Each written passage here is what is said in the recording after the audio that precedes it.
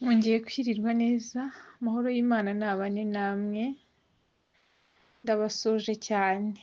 Muri kano kanya keza rero, mu kiganiro cyacu, uko wagera ku butsinzi bw'ubuzima, tukaba tugiye kubana rero muri kano kanya keza, tureba imitego 5 dukwiye kwirinda mu buzima, abantu dukunze kugwamo cyane. Mwegere hino rero tuganire. Mu buzima hari ibintu byinshi bishobora kudushuka bikatuyobya, rimwe na rimwe inzira cyangwa bikadushyira mu kaga twitaye ku nyungu z'ako kanya.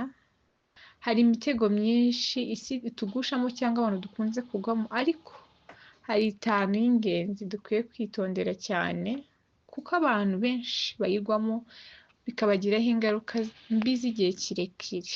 Uyu munsi turaganira ku mitego 5 ikomeye dukwiye kwirinda kugira ngo tubashe kugira ubuzima bufite intego n'umurongo, iterambere rirambye.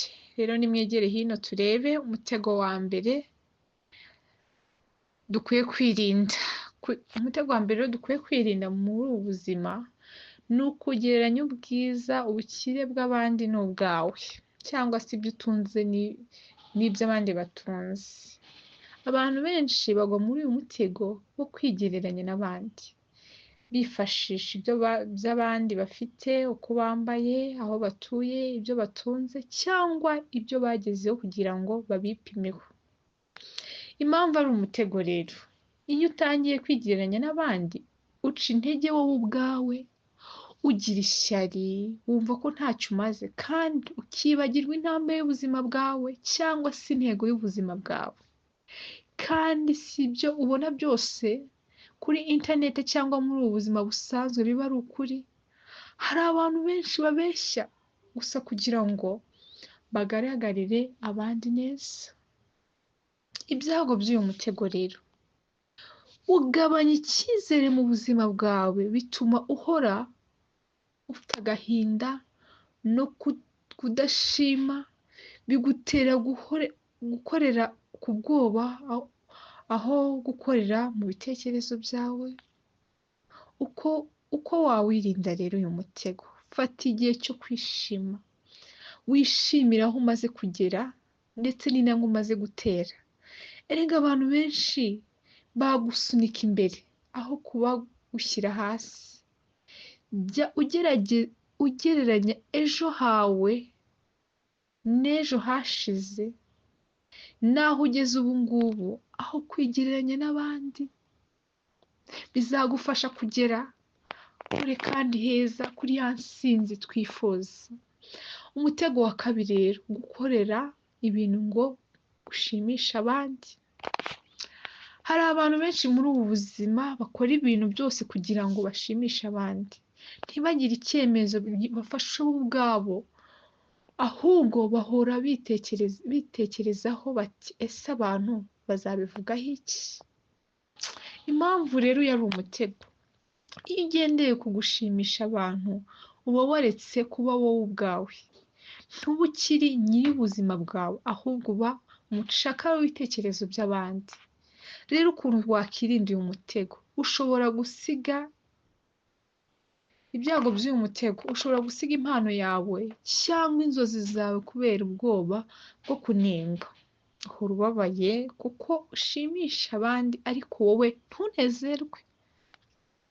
Ubura icyerekezo kuko ubaho ubeshya. Rero ukuntu wakirinda uyu mutego, wibaze buri gihe, ese ibi bimyemereye kugukuri cyangwa ni kugira ngo bandemere?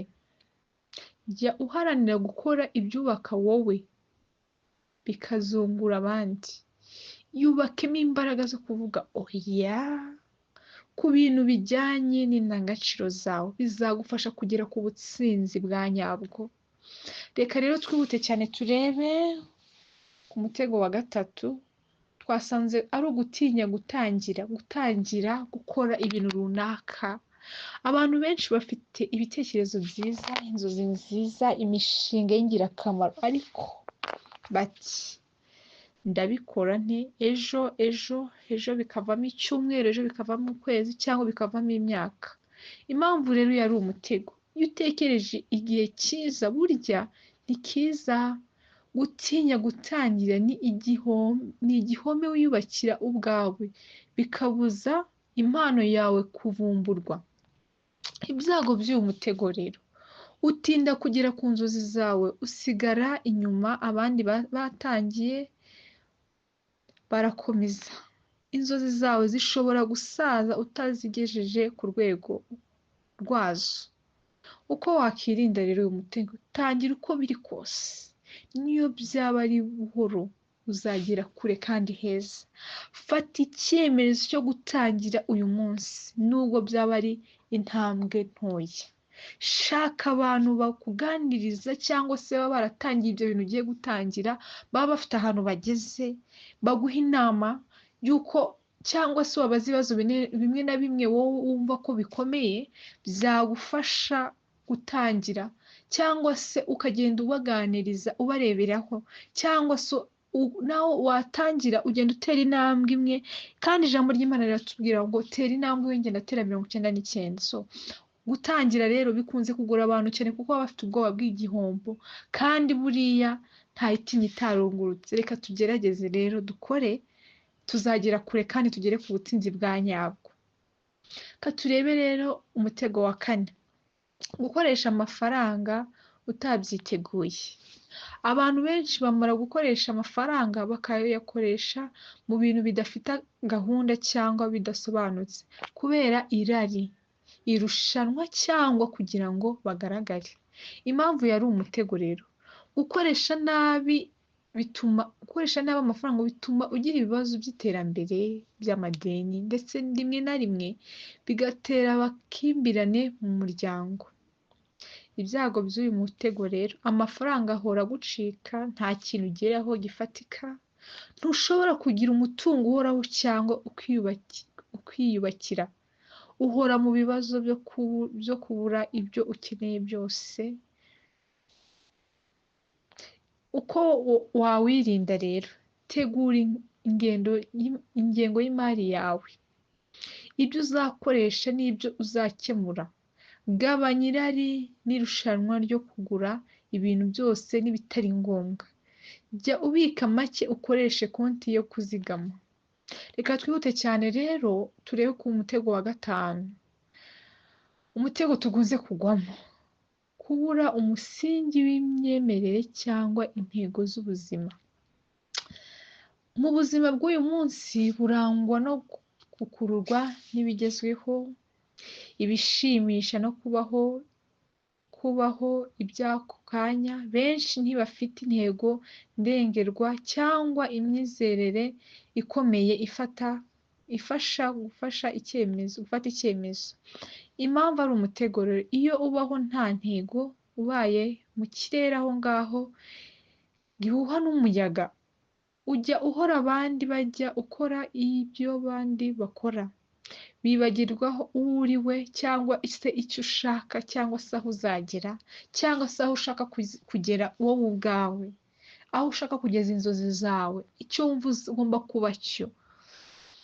Ibyago by'uyu mutego rero, kubura icyerekezo n'icyo ugenderaho mu buzima, kwiheba cyangwa kwijujuta igihe ubona abandi bagenda neza cyangwa bageze aho bifuzaga cyangwa bageze ku ntego zabo, kuba wakorwa n'amategeko y'abandi aho gukora ku yawe, ukumva ibyo abandi bavuze n'ibyo kuri wowe nta bitekerezo. Why wumva ko abandi ibyo bavuze ari ko kuri? Kuki wumva ko wowe utatanga ibyo bitekerezo cyangwa ibyo utekereza ari byo kuri? Ka twitekerezeho neza, fata igihe wigenzure, menya uwo uri we n'icyo ushaka kugeraho. Sigasira imyizerere yawe, yishingire ubuzima bwawe. Gira gahunda z'igihe kirekire n'igihe gito wiyemeza.